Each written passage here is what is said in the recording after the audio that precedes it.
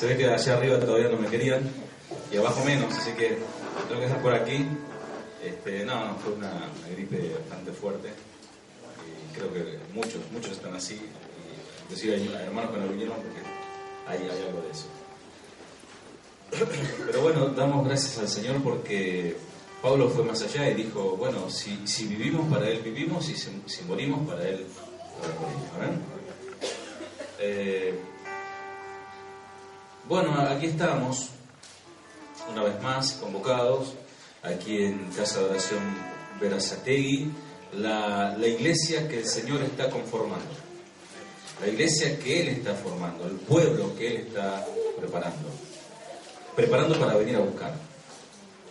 No preparándonos para hacer la mejor iglesia de Berazategui o la mejor iglesia de la ciudad o de la provincia, sino preparándonos para el gran evento, el gran acontecimiento que pronto ocurrirá, y que es nuestro encuentro con el Señor. Yo le puedo asegurar, ¿quieren que le dé fecha? ¿Aproximadamente? ¿Sí o no? Yo le puedo asegurar que de aquí a 90 años nos vamos a encontrar con el Señor.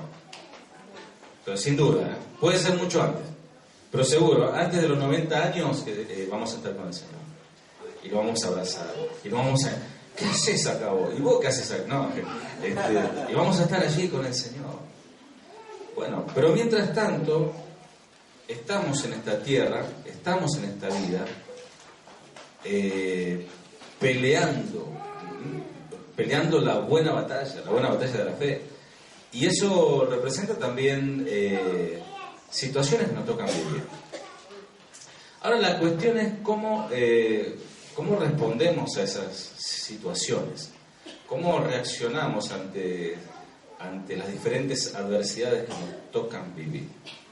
Creo que si cada uno de ustedes tendría que, contar sus experiencias, su testimonio, creo que, más de uno nos dejaría con la boca abierta, ¿no? Como, de hecho contaba Walter, contaba Francisco, cómo el Señor nos ha sostenido hasta hoy. ¿Sí? No sé, ustedes dirán, hay problemas, hay situaciones, pero miren, yo los veo vivos a ustedes, los veo bien, los veo alimentaditos, no los veo que se están muriendo de hambre, los veo vestiditos, los veo bien. Eso significa que hasta ahora, en la película de nuestra vida, salimos bien, ¿no? Duro de matar somos nosotros, no nos pueden matar. Ahora, ¿qué clase de cristiano sos? Hay varias clases de cristianos, ustedes saben, ¿no? Y yo lo definí en tres. Es una historieta conocida, quizás alguno la sabe. Pero, ¿qué clase de cristiano sos? ¿Cristiano zanahoria? ¿Cristiano huevo? ¿O cristiano café? Y según, pueden los tres pasar por la misma circunstancia, por la misma prueba, por la misma situación, pero cada uno de los tres dan diferentes resultados. Y ahí es donde sale la esencia de lo que hay en cada uno de nosotros. Y de hecho el mensaje de hoy le puse con signo de pregunta, ¿cuál es tu esencia? ¿Cuál es tu esencia? Que las situaciones más adversas de la vida que te toca transcurrir, te sale el gallego que tenés adentro, o el tano, o el no sé qué, ¿no? O el criollo, o el indio que tenés adentro y rompes todo. O actúas como debe ser. Bueno, el cristiano zanahoria es aquel que parece erguido, rozagante, fuerte, sólido, pero cuando es introducido, entiéndase, en la prueba, en el agua caliente, comienza a ablandarse y a achicarse todo. Así, esos son los cristianos zanahoria, ¿no? Que por eso que mientras está todo bien, mientras el Señor bendice, mientras el Señor prospera, mientras estamos sanos, aleluya, gloria a Dios, hermano, levántate tú. Pero comienzan las pruebas para él y se afloja todo, ¿no? Después está el cristiano huevo. Es aquel que parece frágil, delicado, lleno de amor y de bondad, pero cuando es introducido en el agua caliente comienza a endurecerse. Cristianos que, deberían ante las situaciones adversas mantener esa delicadeza, ¿no? Esa suavidad, pero no, se endurecen cuando comienza el problema. o el cristiano café. Cristiano café, el granito de café. Yo, uno de mis primeros empleos, allá por la década del 80, fui cafetero de Bonafide, y molía el café y masticaba el café, era adicto al café. El café es un granito no muy agraciado, es muy insignificante, pero cuando el café es introducido en el agua caliente, sale lo mejor de él, despidiendo un aroma tan grato y deseable que todos desean saber de dónde sale ese aroma. Quiero café. ¿Cuántos quieren café? Todos queremos café. Entonces, analizate si sos zanahoria, huevo o café, según las circunstancias. Vamos a la palabra de Dios. Efesios capítulo 5.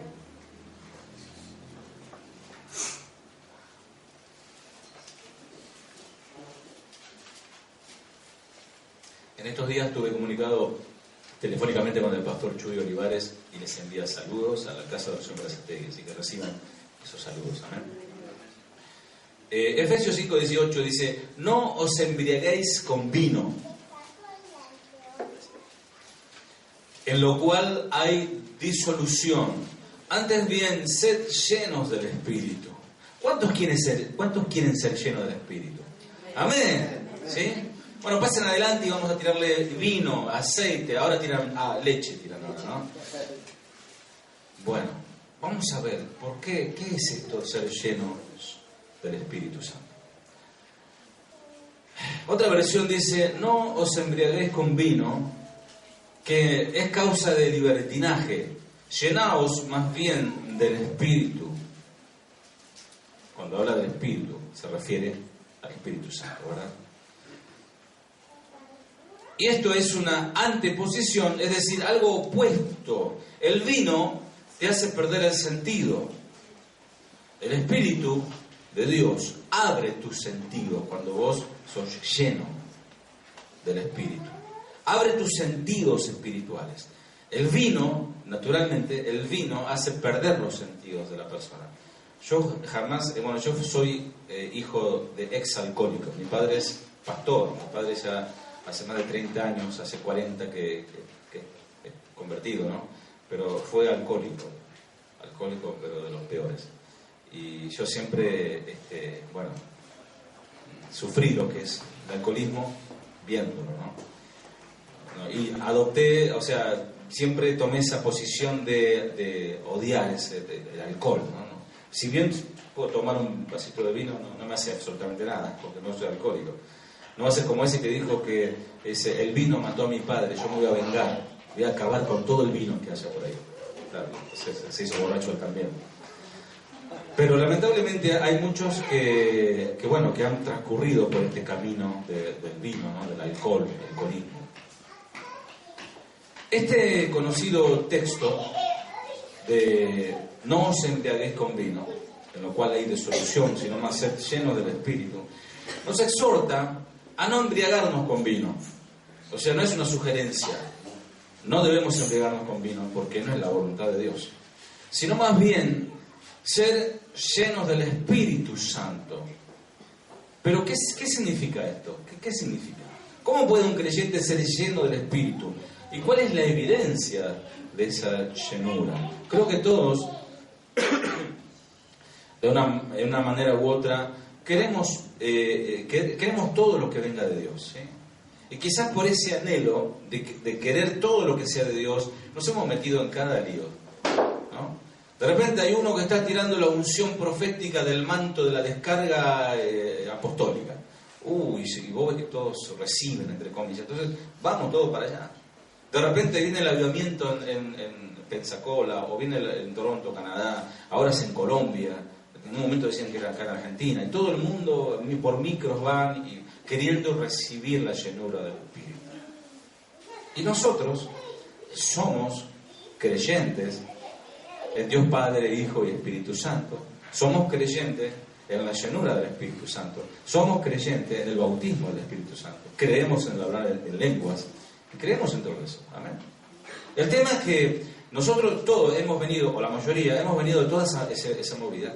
Y hemos caído en un peligroso en una peligrosa posición de quedarnos en un extremo del péndulo, en un extremo del balance, ¿no? Nos hemos inclinado, antes nos inclinábamos, era todo poder, todo mover, todo hablar en lengua, todo era saltar y perder el sentido, emborracharse y risa y todo, ¿no? Ahora de repente, nos hemos alineado a la palabra de Dios, lo que llamamos la sana doctrina, y ahora decimos, no, todo eso es diabólico, todo eso es de la carne. Entonces es el otro extremo, el no creer en las manifestaciones de Dios, el no creer que alguien puede hablar en lenguas o cantar al Señor en lenguas, el no creer que alguien pueda recibir el bautismo. Entonces hemos caído en ciertos extremismos. Por eso es importante el equilibrio y el balance de la palabra de Dios. Al tratar con este asunto, es sumamente importante que recordemos que el Espíritu Santo no es una sustancia o una influencia, como algunos grupos religiosos, o algunas iglesias inclusive evangélicas, lo toman como el Espíritu, como una sustancia, como algo que en realidad no es una persona, sino que es una sustancia. No se trata de un gas, el Espíritu, ¿no? No se trata de un líquido, como para llenarlo, para llenar algo. O no se trata tampoco de un poder, no se trata de una potencia, sino que se trata de una persona. Se trata de una persona. La tercera persona de la Trinidad, que viene a morar en la vida de todo creyente desde el instante mismo del nuevo nacimiento. En el mismo instante que la persona se convierte al Señor, ya el Espíritu Santo pasa a morar en esa persona. Bueno, dice Pablo el apóstol en Romanos 8:9, tenemos que ser bien rápidos para desenfundar, encontrar la palabra rápidamente. Romanos 8:9, si alguno no tiene el Espíritu de Cristo, no importa. Así dice, lo encontraron. Si alguno no tiene el Espíritu de Cristo, ¿qué dice? ¿Encontraron? Si alguno no tiene el Espíritu de Cristo, no es de él. Puedo ser cristiano, pero si no tengo el Espíritu Santo, puedo ser cristiano, pero de nombre nomás, nominal. Soy un cristiano que no soy cristiano. O soy un cristiano, pero no soy de Cristo. Es muy raro, ¿no? Pero lamentablemente sucede. Hay muchos que hablan de Cristo, tienen la imagen de Cristo, literalmente hablando. Hay otros que predican de Cristo, pero no tienen el Espíritu de Cristo. Y el Espíritu de Cristo es el Espíritu Santo. El Espíritu Santo mora en todos los cristianos. Si vos sos cristiano, el Espíritu Santo mora en vos. Si no sos cristiano, el Espíritu Santo no mora en vos. Por eso te cuesta tanto adorar a Dios. Por eso te cuesta tanto participar en lo que el pueblo hace. Porque el Espíritu de Dios no está. Y es Él el que te mueve a hacer todo. ¿Se entiende? Yo no te culpo si de repente no podés adorar a Dios.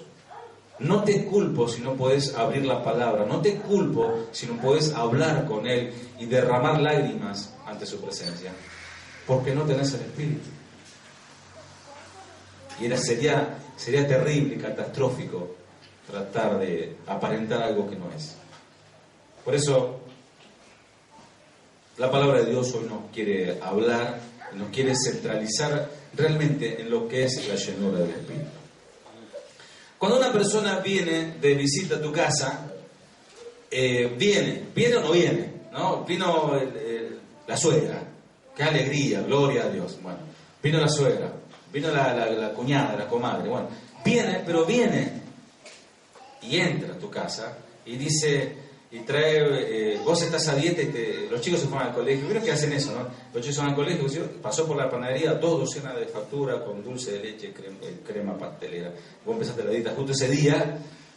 Esta me la manda el enemigo. Bueno, pero bueno, hoy no hacemos la dieta, ¿no? Y llega la persona esa amada a tomar unos mates y entró y está en tu casa. No entró un brazo solamente, no entró en pedazos, no entró solamente el pie y dice, ahora vuelvo. No sé si me entienden la ridiculez de lo que estoy diciendo. Cuando alguien entra, ¿está o no está? Así es el Espíritu Santo. No entra por porción. De ahí que se puede llegar a la confusión de que lléname. Bueno, ¿está o no está el Espíritu? El Espíritu Santo está o no está. No es que al convertirnos se nos da un poquito del Espíritu. Un poquito, para que vayas probando nomás. No te empalagues demasiado, poquito. Y luego, si cumplimos ciertas condiciones, sí, ahí viene. No. Si eres un hijo de Dios y naciste de nuevo, la plenitud del Espíritu de Dios está en tu vida. Bueno, se nos da más y más según si somos fieles. Eso creíamos antes, ¿no? Bueno, algunas personas tienen el Espíritu Santo, los verdaderos cristianos, y otros no lo tienen, los que no son cristianos. Otro versículo, Juan 14, si me acompañan, el Evangelio de Juan 14, 16 en adelante.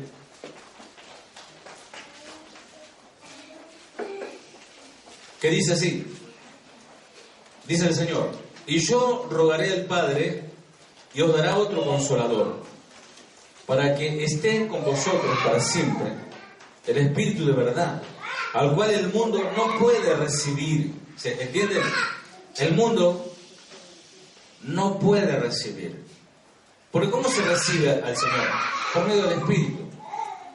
Porque no le ve, ni le conoce, pero vosotros le conocéis. ¿Por qué? Porque mora con vosotros y estará en vosotros. No os dejaré huérfanos, vendré a vosotros.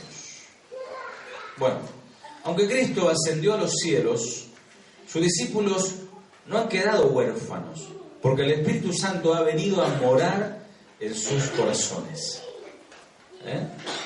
Todo lo que Cristo fue para los creyentes mientras estuvo en la tierra, el Espíritu Santo, amado, lo es para todos nosotros. A ver si entendemos. Quisiéramos ver a Cristo, quisiéramos tocar a Cristo, quisiéramos hablar con Él, pero está el Espíritu de Dios, que es lo mismo, pero sin verlo. Está en nosotros. Y no existe ninguna condición que cumplir para que el Espíritu venga a morar en nosotros. No hay nada más que hacer. Si eres nacido de Dios, ya el Espíritu de Dios está en tu vida. Excepto creer en Cristo. Todos los que creen disfrutan de esa bendición. Otro versículo, el Evangelio de Juan 7:37. Juan 7:37. En el último y gran día de la fiesta, Jesús se puso en pie y alzó la voz, diciendo: si alguno tiene sed, venga a mí y beba. El que cree en mí, como dicen las Escrituras, de su interior correrán ríos de agua viva. Esto dijo, escuchen, del Espíritu que había de recibir los que creyesen en Él, pues aún no había venido el Espíritu Santo, porque Jesús no había sido aún glorificado. Todos los que creen ya tienen el Espíritu. Bueno, yo vengo de una iglesia de corte pentecostal, ¿no? Y me acuerdo que, los pasos eran conocer al Señor, entregarse al Señor, entre comillas, aceptar al Señor, ¿no? Eso después vamos a explicar. Y el otro paso era el bautismo en aguas. Y después el otro paso, vamos a decir, más importante, el bautismo del Espíritu Santo. Entonces, y había gente que recibía el Espíritu Santo. Y no negamos esas cosas. Pero yo siempre cuestionaba muchas situaciones, ¿no? Siempre decía: Señor, si es genuino, quiero eso. Si no, más vale me quedo como estoy. Porque hay personas que reciben el Espíritu Santo y siguen igual o peor de lo que estaban antes. Porque ahora son orgullosos, lenguilargas, pero con el Espíritu Santo. Antes no lo tenían ni eran igual. Ahora están con el Espíritu Santo y son iguales. Entonces nos sentíamos frustrados porque todos recibían el Espíritu Santo y yo no lo recibía. Y hasta los jóvenes, hasta el más vago de la barra recibía el Espíritu Santo. Porque decía, balbuceaba 2 o 3 palabras y ya está, ¿no? Por ejemplo, te llamaban, me acuerdo que había un hermano ahí en la iglesia de Dios donde nací, un hermano que tenía el don, muy raro esto, ¿no? Pero tenía el don de hacer recibir el don del Espíritu Santo. Entonces te decía, bueno, hermano, a ver, glorificá. Y era como el relator de fútbol, ¿no? Empezaba, bueno, a ver, decí una palabra, alaba al Señor, bueno, alabanza, balanza, ahí está, ahí viene, pum, ahí está, y todo es alabanza, y decíamos, ya está. Y claro, vos estabas con un éxtasis de decir tantas veces alabanza y que no sabías dónde estabas parado, y decía, ay, gracias, Señor. Pero después, a la hora de la verdad, era tanta la frustración de la duda, y si era real eso, y si era que fue solamente emoción, que seguramente fue emoción. Porque hoy entendiendo, esto pasó hace muchos años, ¿no? Pero hoy entendiendo el significado verdadero de lo que es ser lleno del Espíritu. El hablar en lenguas es una de las evidencias de tener el Espíritu Santo. Pero el orar también es una evidencia. El amar la palabra también es una evidencia. El no dejar de congregarnos como algunos tienen por costumbre, también es una evidencia. El hablar a otros, el compartir, el que te arde tu espíritu por servir al Señor, por servir al prójimo, también es una evidencia de tener el Espíritu Santo. Antes era solamente el hablar en lenguas. Y eso se ha hecho casi una religión. Entonces, la palabra del Señor nos acomoda todas las cosas en su lugar. Sin embargo, es a un grupo de creyentes que Pablo exhorta ahí en Efesios 5:18, no os embriaguéis con vino. Al ser lleno del Espíritu, el Espíritu mora en todo cristiano. No tengas dudas, si eres hijo de Dios, no tengas dudas de eso. Pero no todos los cristianos, escuchen esto, ahí está la clave. No todos los cristianos son llenos del Espíritu. Todos tienen el Espíritu, pero no todos son llenos del Espíritu. Y ahí es donde tendrás que analizarte si sos cristiano zanahoria, huevo o café.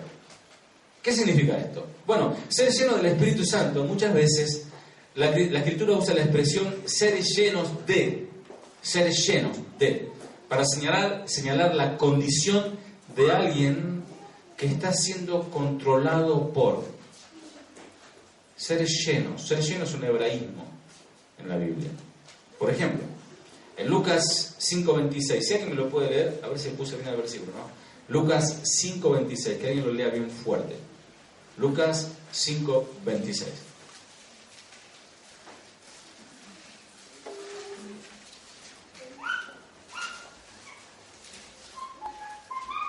Y todos, sobrecogidos de asombro, glorificaban a Dios y llenos de temor decían: hoy hemos visto maravillas. Estaban llenos de temor al ver al Señor sanar a un paralítico. Estaban llenos de temor. O sea, ¿qué significa eso? Que el temor los dominó. Sabían ellos que no estaban muy limpios delante de aquel que hizo semejante milagro. Otro versículo, si alguien lo lee, Lucas 6:11. A ver si una mujer lo puede leer. Una dama. Lucas 6:11. Y ellos se llenaron de furor y hablaban entre sí que podrían hacer contra Jesús. Se dice que los fariseos se llenaron de furor contra Cristo porque sanó en el día de reposo a un hombre que tenía seca una mano. No es lo mismo, amados, sentir miedo o sentir ira que estar llenos de miedo o llenos de ira. Es muy diferente. Son dos experiencias distintas. Una persona llena de miedo está controlada por el miedo. Y una persona que tiene miedo ve sombras por todos lados, oye voces por todos lados y ve demonios en todos lados. Así como el que está lleno de ira ha sido controlado por la ira al punto de que puede llegar a incluso a hacer locuras por la ira. Se dejó dominar. ¿Por qué? Porque está lleno de ira. O sea que la palabra llenura en la Biblia tiene que ver con ser dominados. Ser lleno del Espíritu, entonces, no es otra cosa que ser controlado, dominado, gobernado por el Espíritu que mora en nosotros. Vuelvo a repasar: no os embriaguéis con vino en el cual hay disolución, antes bien sed llenos del Espíritu, sed gobernados, sed dominados, sed controlados por el Espíritu Santo. Lo que sucede con una persona cuando se emborracha es que ha tomado tanto alcohol que su influencia lo domina. El alcohol, el mecanismo debe ser que el alcohol se va al cerebro, ¿no? Y empieza a anestesiar las neuronas, debe ser, o algo así, ¿no? Si alguno médico por aquí me lo puede explicar, pero creo que es algo así, ¿no? Que se adormecen los sentidos y este hombre está bajo el efecto de la bebida y no sabe lo que hace. Lo que Pablo nos dice aquí es que no debemos dejar que eso ocurra. No debemos permitir que el alcohol nos influencie de este modo, sino que debemos dejarnos controlar por el Espíritu de Dios. Así como la bebida afecta a la mente, el corazón, la voluntad, así debemos ser afectados por el Espíritu en nuestra mente. Por eso Pablo hace una comparación para que ellos entiendan cómo el alcohol controla a una persona. Así el Espíritu de Dios, en el lado obviamente santo, sagrado, majestuoso, debe controlar la mente, los movimientos y la voluntad de una persona. Y esto nada tiene que ver con la borrachera del Espíritu Santo, por favor. Eso es un invento neopentecostal. La borrachera del Espíritu Santo no es bíblica. Y si quieren, algún día hacemos un estudio sobre ello. Pero como decíamos hace un momento, también existe entre ambas una diferencia abismal entre estas dos experiencias, como veremos en la próxima entrada al tratar con el tema de los frutos que produce la llenura del Espíritu. Porque hay una prueba, uno está lleno de algo, de alcohol, la persona dice hola, y ya le sale el busac, la marca y todo, ya sabes que está, 8 hermanos, más que 8 hermanos se tomó 16, ¿no? Pablo nos está hablando de la morada del Espíritu Santo cuando dice: mas vosotros no vivís según la carne, sino según el Espíritu, si es que el Espíritu de Dios mora en vosotros. Y si alguno no tiene el Espíritu de Cristo, no es de él. Es el que leímos, Romanos 8:9. Pablo acá no está hablando de la morada del Espíritu Santo. Fíjense otro versículo, 1 Corintios 12:13. Porque por un solo Espíritu fuimos todos bautizados en un cuerpo, sean judíos o griegos, sean esclavos o libres, y a todos se nos dio a beber de un mismo Espíritu. Bueno, acá Pablo no está hablando del bautismo del Espíritu Santo, porque todo cristiano es habitado y bautizado por el Espíritu en el momento de la salvación. En el momento de la salvación. El apóstol presenta más bien un mandato para que los creyentes vivan todo el tiempo dominados bajo la influencia del Espíritu al permitir que la palabra de Dios lo controle. ¿Cómo nosotros sabemos la voluntad de Dios? En su palabra. ¿Cómo cumplimos la palabra de Dios? Que la palabra de Dios es vida y es espíritu y vida. Es que el Espíritu Santo que está en nosotros hace que cumplamos esa palabra.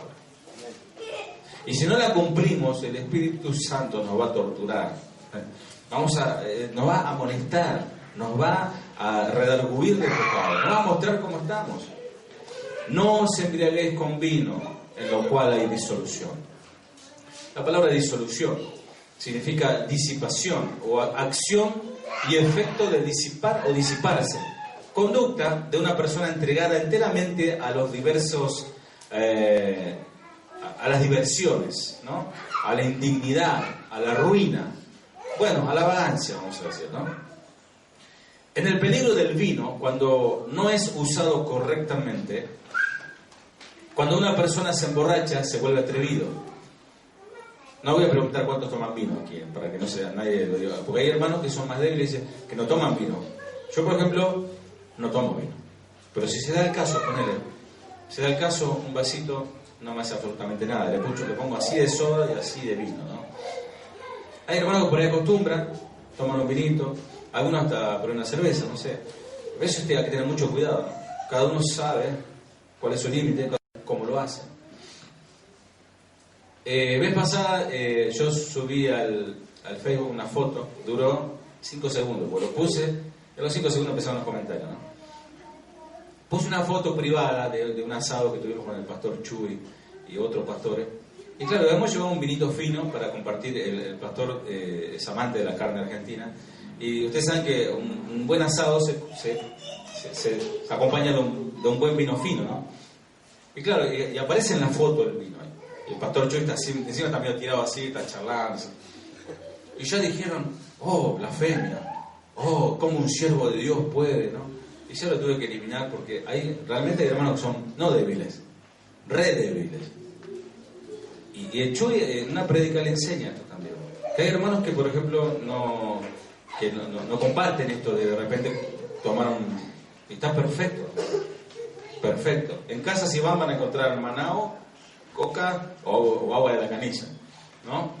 Pero si yo voy a tu casa y encuentro por ahí una termidora ahí arriba, y yo no me voy a escandalizar, porque yo voy a ver los frutos de tu espíritu, ¿no? Los frutos de tu carácter. Pero hay hermanos que por ahí sí se escandalizan. Entonces tendría que tener cuidado con los hermanos que por ahí les afecta de no mostrarles la botella. Y no, el que toma no obliga al que no toma, y el que no toma no obliga al que toma. Entonces es así. Pero con esto hay que tener mucho cuidado. Estamos hablando de cristianos maduros, de cristianos convertidos, ¿no? Porque hay hermanos que fueron alcohólicos y toman la Santa Cena y se vuelven de vuelta al vicio, porque le dieron justo vino de verdad, porque no le dieron cepita. Entonces, Pablo nos habla claramente del peligro del vino, cuando no es usado correctamente. Cuando una persona se emborracha, se vuelve atrevido, se vuelve valiente, desvergonzado, atrevido. ¿Por qué? Porque cuando el vino lo domina, hace salir todo lo malo que hay en él, ¿no? Todo lo malo que hay en su corazón. Que cuando estaba sobrio, no se animaba a exteriorizarlo, no se animaba a decirlo. Pues tenía algo con el compadre, con el cuñado, con el tío, y estaba todo camuflado, oculto, pero el alcohol lo liberó, lo soltó, lo perdió. ¿Y cómo terminan las fiestas esas? A las piñas, a los tiros, ¿no? Bueno, mucho cuidado con el alcohol. Si lo puede evitar, mejor. Y no sé por qué no salimos con esto, ¿no?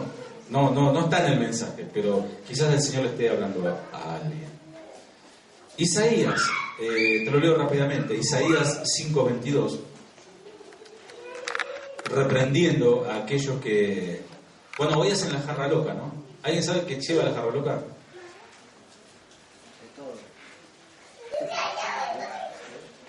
Alguno que anduvo incurriendo en esas cosas, pero ya lo dejó, ¿no?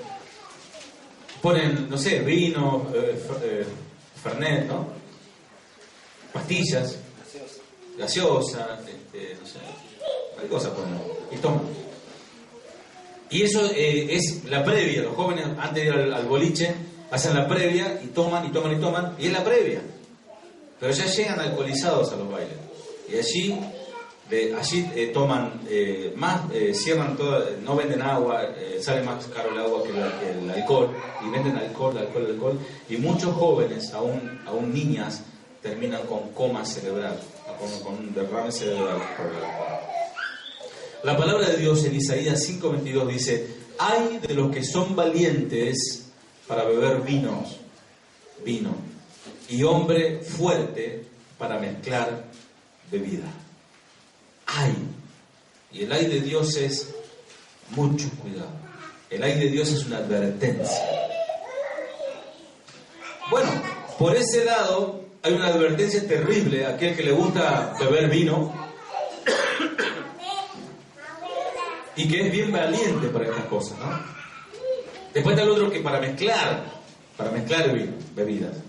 Pero por otro lado, en el 1 de Timoteo, ya lo conocen ustedes, 5:23, Pablo le aconseja a Timoteo: ya no bebas agua, afloja con el agua, dijo, ¿no? Sino usa un poco de vino, por causa de tu estómago y de tus frecuentes enfermedades. Bueno, el pastor Armando Alducin hace todo un estudio sobre el vino, ¿no? Como casi parece que tiene una bodega por ahí, o representa algún, ¿no? Una vinoteca. Pero dice que el vino tiene muy buenas propiedades y para la digestión. Después de la comida un vasito hace muy bien. Pero vuelvo a repetir, mucho cuidado. Si no toman, no tomen. No inventen ahora, el pastor dijo, y vienen todos así dado vuelta el otro día, el domingo que viene. No. Sino, Pablo advierte en la disolución o el exceso de él. Todo exceso es malo. Todo exceso es malo. Si de repente compras, 5 kilos de caramelo, por ejemplo, ¿qué tiene de malo un caramelo? 2, 3, medio kilo, el kilo entero, así, ¿no? Y ¿sabes qué, no? El exceso es malo. Mas sed lleno del Espíritu, dice Pablo. De ahí pues la abstinencia del vino de parte de muchos de los profetas. Por ejemplo, Juan el Bautista. Juan el Bautista también era cumplía el nazareato como Sansón, como Samuel. Tenían el cabello largo, no bebían sidra, no bebían vino, estaban consagrados al Señor. A fin de que el mundo hiciera diferencia entre el éxtasis causado por el Espíritu y el éxtasis causado por el vino. Algunos pudieron llegar a pensar que Juan el Bautista estaba borracho, pero Juan el Bautista todo el mundo sabía que era nazareo y que él jamás probó desde su infancia una gota de alcohol. Así también en los cristianos comunes el espíritu no mora en la mente que busca la influencia perturbadora de la excitación, sino en la mente bien equilibrada y piadosa. Tal persona expresa su gozo no en cánticos ebrios o mundanos, sino en himnos cristianos de gratitud. Nadie puede decir que está lleno del Espíritu y comienza a cantar cosas que no glorifican a Dios. Ser lleno del Espíritu no es cuando alguien te impone las manos y sentís como temblores, ¿no? Comienza un temblor, comenzás a girar como un trompo, te desmayás, te emborrachás del Espíritu, entre comillas, o comenzás a reírte a carcajadas hasta retorcerte en el suelo. Muchos dicen, ahí está lleno del Espíritu. Ni tampoco ser lleno del Espíritu es recibir abundancia económica, producto de haber pactado dinero con Dios, o declarar bendiciones, o decretar y tantas otras cosas, ¿no? Bueno, muchos buscan sentir. Yo no sé en el transcurso de esta reunión, ¿no? Si alguno de ustedes sintieron la presencia de Dios. Si alguno de ustedes la sintió, lo felicito, y la verdad me alegra, de verdad. Pero si alguno no sintió nada, como en mi caso, no se debe frustrar. Porque lo importante es que Dios estuvo y Dios está. No depende si vos sentís o no. No depende de eso. El Señor dijo, yo estoy con vosotros, enviaré mi espíritu. Es más, está sobre nosotros y está en nosotros. Aunque sientas o no sientas, no estoy negando con esto que alguien puede comenzar a alabar a Dios y a llorar y a arrodillarse y hasta caerse al piso. Yo hasta ahora estoy buscando verdaderos caedores del espíritu, ¿no? Estoy buscando a ver quién realmente que no podía mantenerme en pie. Una mano el Señor me hizo caer y ahí glorifiqué al Señor. Me hizo un montón de cosas en mi corazón. Hoy es muy común ver eso. Pasen todos adelante. Bueno, empieza uno y mira como que te arquea, ¿no? Te empuja, te meten la mano para que... Y uno se agacha atrás, tipo en el colegio, uno se agacha atrás y te hace así, caes. Y dice, ahí está, listo, ahora otro. Y es eso, ser lleno del Espíritu. Debemos pasar todos a un lugar, en este lugar es más santo. ¿Saben que el altar que uno dice en la iglesia no es bíblico? El altar. Y algunos me quieren matar ya a esta altura, ¿no? Pero el altar es el corazón del hombre. El altar ya no está, porque el único altar que había era el templo, el lugar santísimo, donde estaba la presencia de Dios en aquel lugar. Ahora el altar está en nuestra vida porque el Espíritu Santo mora en nosotros. Este lugar no es más sagrado que allá. Hay iglesias que dicen, no, ponen cordones, ¿no? Y por ahí un día, me acuerdo que un día yo pasé el cordón y la hermana casi se desgarra, la esposa del pastor se desgarra la ropa. ¡No! El lugar es santo. ¿Qué diferencia hay de allá o acá o el baño? La presencia de Dios está en todos lados. Amén. Bueno, entonces hay hermanos que buscan sentir o se busca el misticismo espiritual. No, Dios acá, vení, parate acá, no tuvo el pastor. Toca el micrófono. ¿Lo sentís? No sé. Bueno, 2 de Corintios 5:7 dice, porque por fe andamos, no por vista. Por fe. Lo que no vemos. Si lo ves, ya no es fe. No hace falta tener fe porque ya lo ves. ¿Entienden? La mayoría de los cristianos andan en busca de estas experiencias, de sensaciones, pero no de convicciones. Y convicciones bíblicas. Pero en sus vidas cotidianas están llenos de pecado. En la iglesia están llenos del espíritu, entre comillas, pero en su vida cotidiana están llenos de lascivia, de malos pensamientos y de pecado. ¿Este es el avivamiento del que tanto hablan? Este famoso falso profeta llamado Rodríguez, no sé cuánto, que trae el avivamiento de Colombia. ¿Eso es el verdadero avivamiento? La palabra de Dios dice, amados, que no viene un avivamiento, el avivamiento que no vendrá. La palabra de Dios me habla de que lo que viene es apostasía, y es lo que estamos viendo.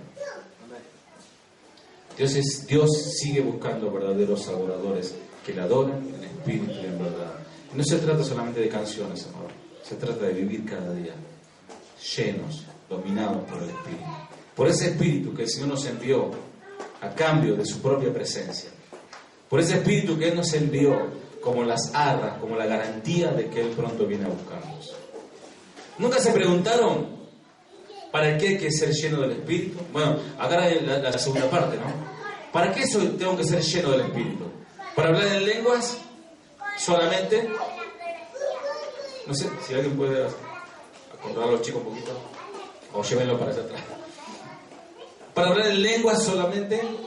Para hablar en lenguas es el Espíritu Santo. Bueno, antiguamente era eso. Y usted veía a la hermana, y todos decían, no, la hermana esa está llena. Esta está al nivel más alto del Espíritu, ¿no? Pero en su vida cotidiana nada que ver. Entonces alguien decía, esto me lo contaba un amigo, ¿no?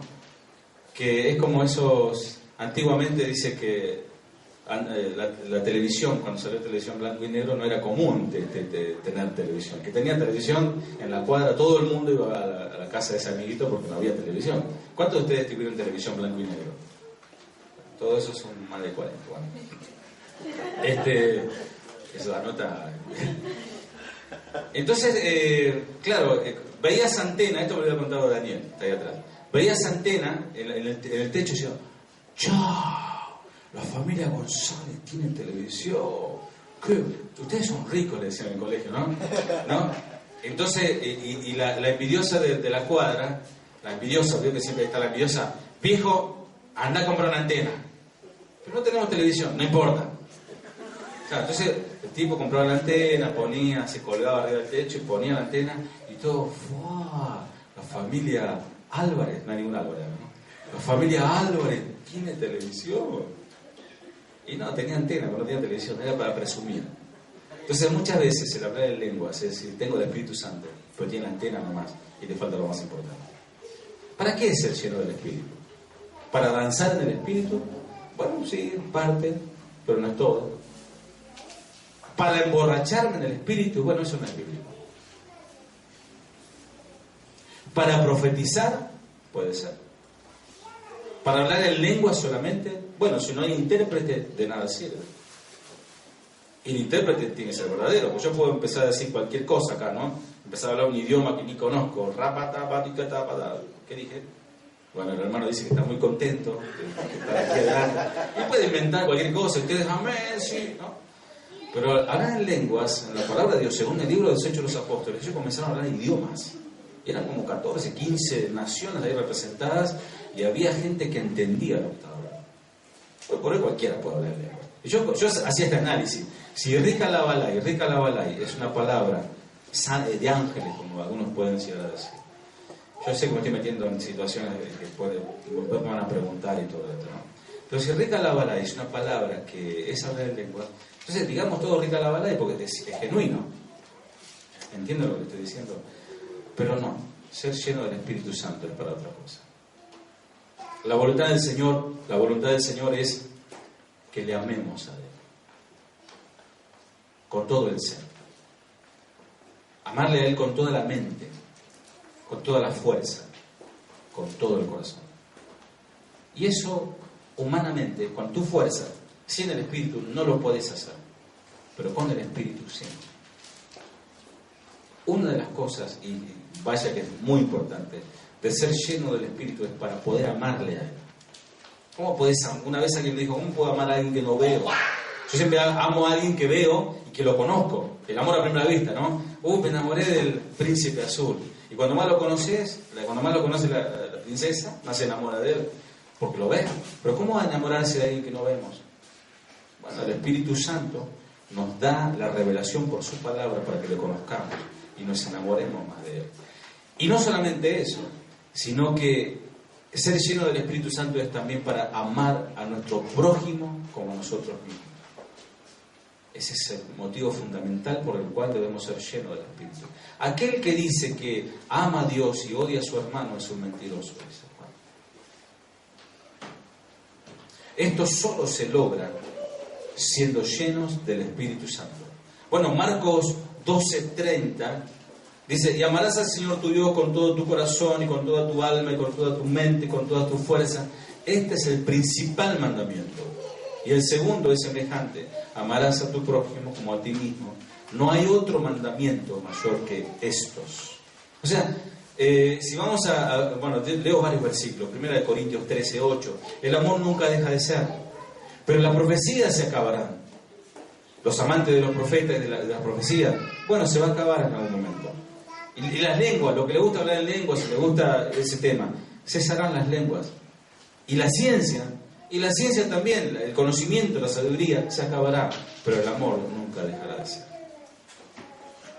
Porque Dios es amor, es la esencia de Dios. Y el mensaje de hoy es, ¿cuál es tu esencia? ¿Estás lleno de amor? ¿Estás lleno de sospechas? ¿Estás lleno de rencores? ¿Estás lleno de amarguras? ¿Estás lleno de qué? Bueno, ¿para qué necesitamos ser llenos del Espíritu Santo? Bueno, para que el maridos, amad a vuestras mujeres, así como Cristo amó a la iglesia y se entregó a sí mismo por ella. Solamente esta palabra es para sus hijos. Y la única manera de amar a nuestras mujeres como Cristo amó a la iglesia es por medio del Espíritu Santo. Por medio de ser dominados, manejados por el Espíritu. Por tanto, lo que Dios juntó no lo separe el hombre. En Dios no existe el divorcio. No es su diseño. Por eso necesitamos el Espíritu Santo en nuestras vidas, para nuestra familia. El divorcio ha crecido y crece a pasos agigantados entre los cristianos. Hablando un poquito sobre el matrimonio, ¿no? ¿Por qué hay divorcio? Bueno, el materialismo ha crecido a pasos agigantados entre los cristianos también. El adulterio ha crecido a pasos agigantados entre los cristianos. ¿Por qué se desintegran las familias? Los factores son varios. El egoísmo. Porque anoche hablaba un poquito sobre esto, ¿no? Porque el marido piensa en él, la esposa piensa en ella. Son egoístas. Y el matrimonio que el Señor diseña no es así. Hombres, maridos, amad a vuestras mujeres, como Cristo amó a la iglesia, se entregó por ella. No pensando en él, no pensando que le iba a doler los clavos, no pensando que lo iban a negar, no pensando todo lo que iba a pasar, sino por amor a su esposa, que es la iglesia. El marido debe ser así. No debe ser egoísta, pensar solamente en él, sino comenzar ahora a pensar como Cristo piensa, solamente por el Espíritu Santo, amar a la mujer más que a uno mismo. Y la mujer es obviamente lo mismo. Bueno, otro factor por el cual hay tantos divorcios y peleas en la familia, los celos amargos. El celo del hombre es el celo a perder algo que tengo y lo puedo perder. Un cristiano no piensa así, porque el Espíritu de Dios domina un corazón y no está pensando, porque sabe que su matrimonio está fundado sobre la roca y nunca se va a perder. Otro problema es la economía, el dinero. Hay una estadística que el porcentaje más alto de divorcio es por el tema del dinero. Cuando le alcanza la plata y tiene que salir a trabajar vos, tenemos los chicos quedan solos, y bueno, comienzan los problemas, ¿no? La incomprensión en el matrimonio. ¿Por qué? Porque no hablan, no dialogan, no se sientan, no oran, no leen la palabra juntos, no comparten. La incomunicación, la infidelidad. Y la infidelidad no es solamente que un hombre vaya con otra mujer o una mujer con otro hombre. La infidelidad puede ser engañar a tu esposa por el Facebook. Te encontraste con una ex compañera del colegio y en secreto estás chateando con alguien que tu esposa ni sabe quién es. Y ella dice, ay, ¿seguís tan lindo como hace 20 años? Y sí, yo tengo lo mío. Y estás engañando a tu esposa. El aborto. ¿Cuántas situaciones de aborto? La vez pasada alguien me comentaba, y estoy pensando a ver si era de acá para que no meter el pie. No era de acá. O sí era de acá. No era de acá. Que decía, quedó embarazada, y ahora le decían que quería abortar. Entonces yo le decía que esa persona no tiene a Cristo, porque es cristiana supuestamente, no tiene a Cristo, no ha nacido de nuevo. ¿Por qué? Porque ella cuando estuvo con ese varón y engendró ese hijo, pensaba en ella. Y ahora para mantenerse ella, digamos, su estatus, para sacarse el peso de tener un hijo, está pensando matarlo, sigue pensando en ella, no está convertida. El aborto. El machismo. El machismo es una de las situaciones por el cual hay tantos divorcios, porque el hombre se cree más que la mujer. Cuando la palabra de Dios dice, mujeres, está sujeta a vuestro marido, no dice que el hombre debe pisarle la cabeza a la mujer. No está diciendo eso. Está diciendo que el hombre debe estar sometido a Cristo, en obediencia, para que esa esposa, en confianza y en amor, pueda sujetarse a su esposo. El feminismo, mujeres que quieren ser más fuertes que el hombre, quieren dominar al hombre, quieren manejarlo. Eso es feminismo. El feminismo es tan malo como el machismo. Ninguno de los dos son cristianos. La perversión sexual, esos son motivos de divorcio. ¿Por qué? Pues son hogares o son personas que no están llenas del Espíritu. Muchos cristianos vivirán con sus problemas a cuesta hasta el fin de sus vidas. ¿Por qué sucede esto? Porque al alejarse de Dios, al desoír, desobedecer y despreciar su palabra, ellos están diciendo no a Dios. Lo voy a manejar como a mí me parece. En cambio, otros verán un milagro con su familia porque Dios es soberano y Él quiere. En cierta manera, nadie puede garantizar, ¿no?, que una persona está pasando una situación complicada matrimonial, ¿no? Y uno le puede predicar el Evangelio y no le prometas, si venís a Cristo, tu matrimonio será feliz. No le prometas eso, porque eso es soberanía de Dios. Predicarle que esa persona necesita arrepentirse de sus pecados y entregar su vida a Cristo. Y orar por su esposo para que él también se convierta. Mucha gente viene a la iglesia pensando que las soluciones son mágicas, ¿no? Pero es necesario que cada uno de nosotros, tanto el hombre por un lado como la mujer por otro lado, busquen a Dios. Que no le carguen todo el peso así. No, mando a mi esposo a la iglesia, él me trae la bendición a mi casa, ¿no? O al revés, mando a mi esposa, anda vos que vos tenés más tiempo, ¿no? O vos entendés mejor, dice, ¿no? Anotá todo y tú me lo traes. No, es importante que toda la familia. Sí, hay situaciones que a veces viene el esposo, la esposa, pero creo que me entiendan lo que les quiero decir. El buscar a Dios. Bueno, Jeremías 2:13 dice, porque dos males ha hecho mi pueblo. Me dejaron a mí fuente de agua viva, por cavar para sí cisternas rotas que no retienen el agua. Dos males. No uno meramente, como los paganos que carecen de luz. Mi pueblo, además de simple idolatría, cometió el pecado de abandonar al verdadero Dios, a quien ellos habían conocido. Los paganos, aunque cometieron el pecado de idolatría, son inocentes porque nunca dejaron a Dios, sino que ya están en la idolatría. Pero dice, mi pueblo me dejó a mí. Amado, no dejemos a Dios. No abandonemos su palabra. No subestimemos su palabra. La construcción hebrea coloca al único Dios viviente en sobresaliente contraste con los ídolos. Los ídolos no son nada, nada. Pero Dios destruye los ídolos. Cisterna rota, cuando habla de cisternas rotas, recipientes que contienen agua de lluvia, muy común en Oriente, donde escasean los manantiales. Las cisternas no pueden proveer agua fresca, de manera que pierde pierde su valor, sino que ni siquiera retiene la que a raíz de un aguacero penetra en ella, pues estando roto su revestimiento interior de piedra o de otros elementos, el agua se escurre. ¿Qué quiere decir la palabra de Dios con esto?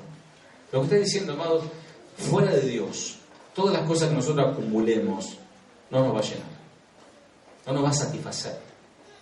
Por más que el Señor te bendiga, porque si te bendice, si vos sos prosperado, si tenés tus hijos sanos, y tenés tus hijos, no sé, le va bien en el colegio, se reciben, llegan a la mayoría de edad con honores y con títulos universitarios y etcétera, y en definitiva, si no tenés a Dios, estás vacío.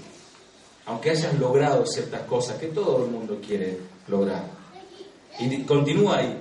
¿Por qué gastáis el dinero en lo que no es pan? Y vuestro trabajo en lo que no satisface.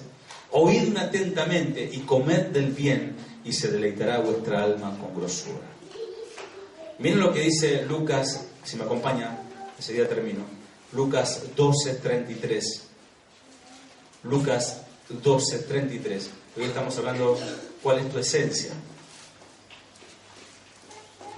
Dice así: vended lo que poseéis y dad limosna. Haceos bolsas que no se envejezcan, tesoros en el cielo que no se agote, donde el ladrón no llega ni polilla corrompe. Israel, el pueblo de Israel, a causa de su desobediencia, vivía ciclos de abundancia y ciclos de juicios. O sea, en un momento estaba arriba, después bajaba. Arriba, bajaba. ¿Por qué? Porque Dios prosperaba a su pueblo. El pueblo se volvía orgulloso. Se volvía orgulloso, se olvidaba de Dios, se iba a la idolatría. Cuando estaba la idolatría, detrás de la idolatría hay perversión sexual, siempre. Y venían los juicios, venía el profeta, Dios enviaba al profeta, avisaba, no se arrepentían, venía el juicio de Dios. Entonces después del juicio se arrepentían. Dios lo restauraba, lo prosperaba. Se enorgullecían, se olvidaban de Dios, iban a la idolatría, perversión sexual, profeta, juicio de Dios, arrepentimiento, Dios lo restauraba. Dios lo restauraba, se sentían fuertes, prosperaban, orgullo, idolatría, perversión, y así, un ciclo. Porque pueblo de dura cerviz, cisternas rotas. Amados, para terminar, vamos a leer Mateo 7:24, por último. ¿Cuáles son los frutos de ser llenos del Espíritu? Que no es solamente hablar en lenguas, que es algo de Dios. Que no es solamente profetizar, que si es de Dios, es de Dios. Pero ser lleno del Espíritu es para esto.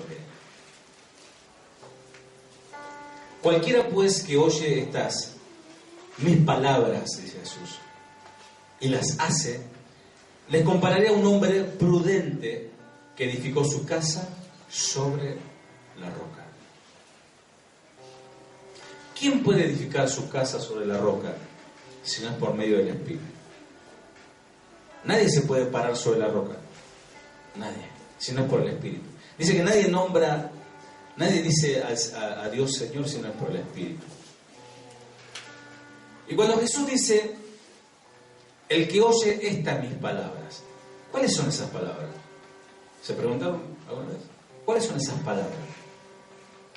¿A qué palabras te referís, Jesús? Bueno, el Sermón del Monte, si bien es la conclusión del Sermón del Monte, comienza en el capítulo 5, no lo busquen.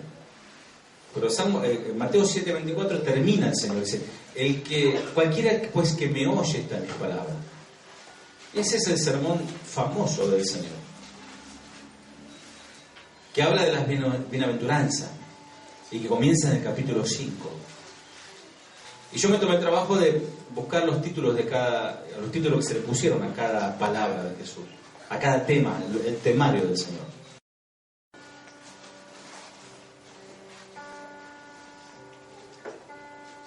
Si vos sos nacido de nuevo y tenés el Espíritu de Dios, el Señor te habla de las bienaventuranzas.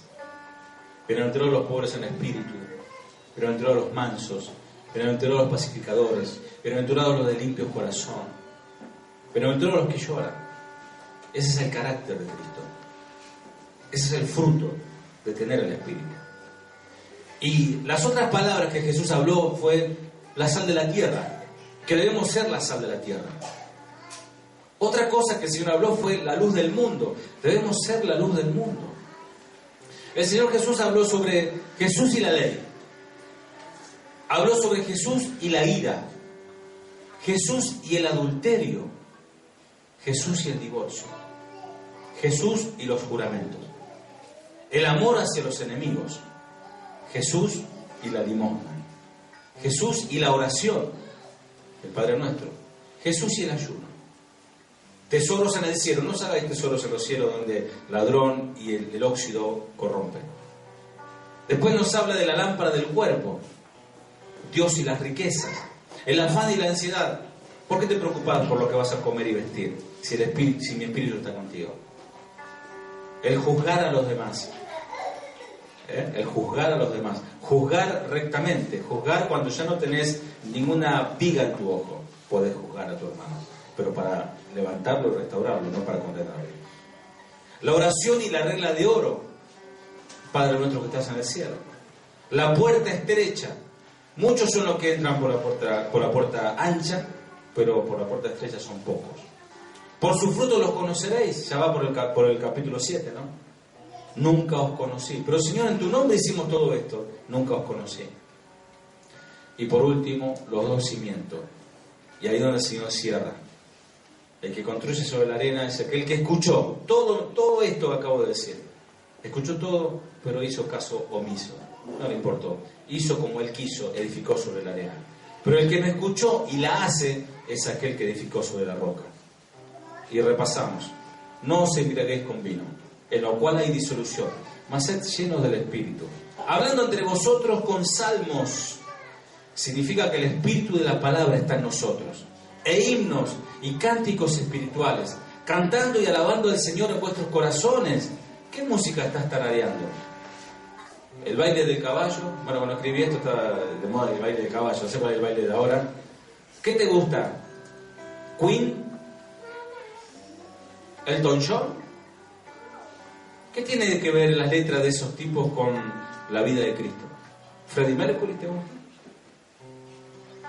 Alabando con cánticos espirituales, dando gracias a Dios por todas las cosas, a Dios Padre, en el nombre de nuestro Señor Jesucristo. Sujetaos los unos a los otros, en el temor de Dios. Las casadas estén sujetas a sus propios maridos como al Señor, porque el marido es cabeza de la esposa, así como Cristo es cabeza de la iglesia, y Él es el Salvador del cuerpo. Así que, como la iglesia está sujeta a Cristo, así también las casadas lo estén a sus propios maridos en todo. Maridos, amad a vuestras esposas, así como Cristo amó a la iglesia y se entregó a sí mismo por ella, para santificarla, limpiándola en el lavamiento del agua por la palabra, para presentársela gloriosa para sí. Una iglesia que no tuviese manchas ni arrugas, ni cosa semejante, sino que fuese santa y sin mancha. Amado, qué notable que el matrimonio es un diseño de Dios. El Génesis, fíjense, el Génesis comienza con un matrimonio. La historia de la humanidad comienza con un matrimonio. Y Apocalipsis termina con un matrimonio. Cristo y la esposa. Entonces,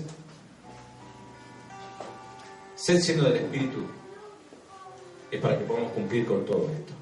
Y no es poca cosa. Humanamente no lo vas a poder hacer. Y acordate de esto, que ser cristiano no es una obra humana, es una obra divina. Así que vamos a orar para que podamos ser llenos del Espíritu. ¿Qué les parece? Padre amado, te doy muchas gracias. Gracias, Señor amado, por la oportunidad que me das de hablar, porque tú lo permitiste, Señor. Gracias, Padre, por la predisposición del pueblo, al menos de oír, a algunos de aguantar, soportar las sanas doctrinas. Padre, queremos ser llenos de ti, Señor. Queremos ser llenos de tu Espíritu. Queremos ser dominados por tu Espíritu, Padre. Que en el momento de la adversidad, al igual que el café, podamos dar lo mejor de nosotros. Siempre dando lo mejor, pero en el momento de la adversidad, dar más de lo mejor que tenemos de nosotros. Y lo mejor que tenemos eres tú. Y eso es todo. Todo, Señor. Que nuestra carnalidad, que nuestro carácter, Señor, vaya, Padre, desapareciendo en nosotros. Que lo tengamos dominado, Señor, que es uno de los frutos del Espíritu, el dominio propio. Y que tú puedas, mi Dios, conforme a tu soberana voluntad, repartir los dones a los hombres, Señor, de este lugar, hombres y mujeres. A cada uno de ellos, el don de sanidad, el don de lenguas, el don de milagros, el don de ayudar, todo lo que tú has establecido en tus palabras, Señor, vendrá.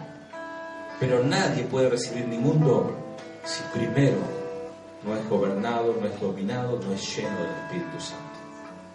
Bendice a mis hermanos, Señor, bendice a tu pueblo, en el nombre de Jesús. Amén. Que el Señor le bendiga.